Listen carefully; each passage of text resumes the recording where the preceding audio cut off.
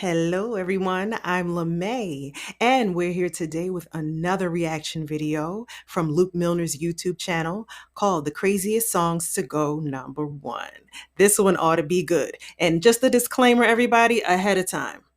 I got a lot to say on this video. So there's going to be some pausing and some talking. We're having a conversation like we're sitting on the couch watching it together. Grab your popcorn. And if you would like to see the full video, unedited, no commentary by me, we will link it below in the description. All right, y'all, let's go. Today, I want to go over the songs that stand out to me as the strangest songs to go number one. I'm going to start with the songs that are not in English because it definitely shows the different levels of absurdity that I want to focus on. Below the pyramid are all the songs that make sense. Well-known artists, large record labels, expert producers. With a little bit of promotion, it's no surprise for these songs to hit number one. Level 1 is when the song is a bit of an outlier, but it still makes sense in the larger musical landscape. For example, BTS.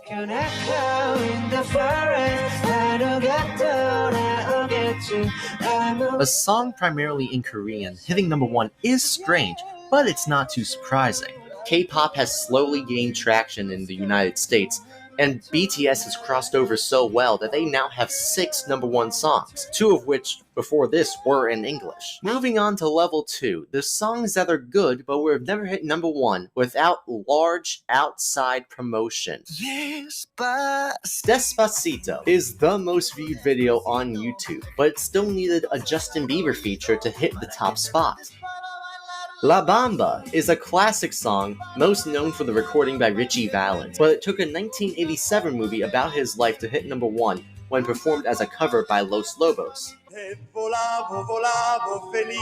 Volar, the second ever song on the official Hot 100, got its foothold after its performance in Eurovision, the international song competition. All great songs that were probably chart otherwise, but being placed in another form of media help get over that final hurdle to that number one spot. Level 3 are the songs that just don't make sense. Okay, let's stop. You know, he's going kind of fast, so I didn't really have time to pause. I wanted to, get my thoughts together. But okay, BTS songs are good. They're well put together. Why wouldn't it hit number one? And La Bamba, Despacito, I'm not surprised about those either. The same reason I'm not surprised about BTS. You have to look at the population of people of that culture and those ethnicities that reside in the United States. I feel like maybe he's not taking that into account, that was part of the reason why those songs got so big. Just think of the Latin population in the States. And then obviously that's going to carry over to the Caribbean, and that's going to carry over to South America. You know what I mean? I feel like he's kind of thinking in a box, but let's go on. Let's see what's next. They are blips on the historical timeline of popular music. There's usually a reason, but I'm including it here if the reason is just strange. This would be Sukiyaki by Hugh Sakamoto, a Japanese pop song. Why do I think he was talking about that Sukiyaki song from The Last Dragon? Y'all know the one I'm talking about. You sock it to me, I sock it to you. Ooh. And Dominique by the Singing Nun, a French folk song. Both of these songs charted in 1963. Weird. Seems like there's no rhyme or reason. And rhyming is important in song. 1963 is an interesting year in music. There's a burgeoning youth culture, general interests are shifting, but there's not really a focal point until next year when the Beatles come over to America. With this gap in public interest, record companies were betting on anything that could have potential to stand out. And a foreign language definitely grabs your attention. So, yeah, kind of an explanation. Not really, but kind of. And then we have the top of the pyramid. The songs that, while popular, there is no logical explanation for why it hit number one. You already know the song. Sure, it's catchy, and it has the dance. We all know the dance. But the grip this song had on the 90s is absurd. How old is this guy? I feel like, he's very, very young. This is different watching I'm sorry, generational view on some of this stuff. I think a lot of it's opinion, not a lot of it's fact. And I'm not going to repeat myself again about why Macarena went so hard in the 90s. People like line dancing. Hello, electric slide, so on, so on. There's a lot of Latin people. Hello, hello. The techno sound was hitting. It was the perfect recipe for a hit. So if you don't understand why, there may be some other things you don't understand.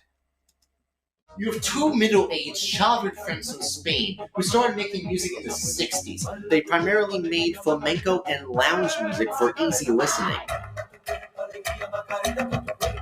They released the original song in 1993. The song is remixed in 1995 by a Spanish dance act, and the remix is remixed again by a Miami production team called the Bayside Boys. There is no discernible reason this song should have been the movement of the 90s. And For people who can't dance, yet here we are. This is the peak of absurdity. So that's the pyramid. Fits the trend, outside promotion, strange but acceptable explanation, ritualistic dancing.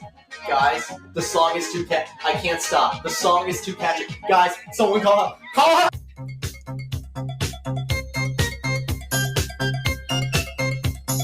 Just because a song fits the trend doesn't mean it isn't the silliest thing to ever exist. And nothing makes that more clear than the disco era. Disco music has seldom aged gracefully. The songs that remain popular today are just a small fraction of the songs that were played at discotheques and dance floors back in the 70s. Some were strange, but still really good, like Kung Fu Fighting. Everybody was Kung Fu fighting. Others were questionable, like Stars on 45, a disco mashup of Beatles songs. Baby, you can drive my car, and baby, I love you. It was produced by a Dutch radio group. That's all I could find. But there is one song that makes me question everything about the 1970s. Disco Duck. Look at me, I'm the disco duck. okay, this is the first time in the entire video that I'm with this guy, like agreeing with what he's saying. Like, what the hell is that? Ew. I mean, I think this is truly why disco ended, was this song. I wasn't a child of the 70s, but this child of the 80s don't want to hear that either. You know what I mean? Like, This was made by Rick Dees, a successful radio DJ who made the song after finding a person who mean he actually stopped and went out and looked for him? Okay, there's got to be some kind of disco fun story about that. an actual popular disco track that gained nationwide appeal. You were supposed to dance to this. This is only level 1. This was a widely accepted addition to disco. Disco music also brought about another trend of instrumental songs hitting number 1. Songs without vocals would almost never go number 1 today. And even back in the 70s, they were just going out of style now that orchestral records weren't as popular. But once disco started to rise, catchy backing tracks were all the rage. And they didn't have to be primarily described as disco, they could also be funk or jazz. Some examples.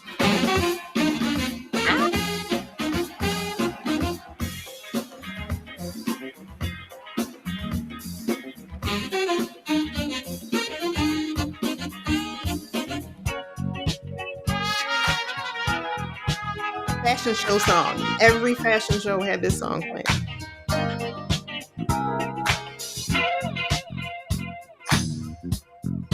Y'all know where that's from.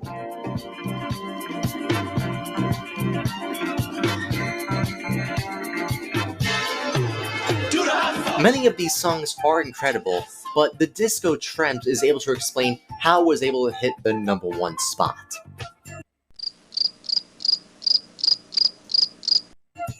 I hate that dog. I'm sorry, I'm not over it. There are plenty of instrumentals and songs where it's safe to say without the media tie-in, they would have never reached the same level of prominence. Chariots of Fire is a song that will never be in my running workout playlist. The tempo is far too slow, but the song is now synonymous with running because of the movie. If you want to run up some steps, maybe try the Rocky theme.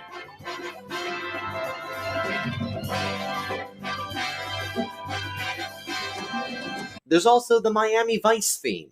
I don't know anything about that show, but the theme song Surprise, is catchy. surprise.